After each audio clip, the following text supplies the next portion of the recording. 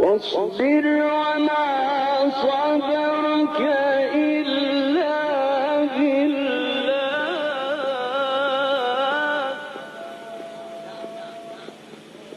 واصبر وما صبرك إلا بالله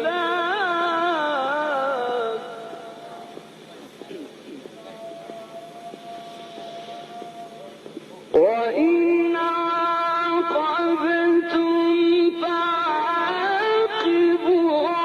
بمثل ما عوقبتم به ولئن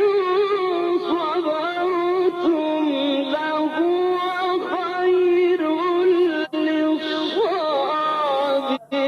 للصابرين واصبر وما صبرك إلا بالله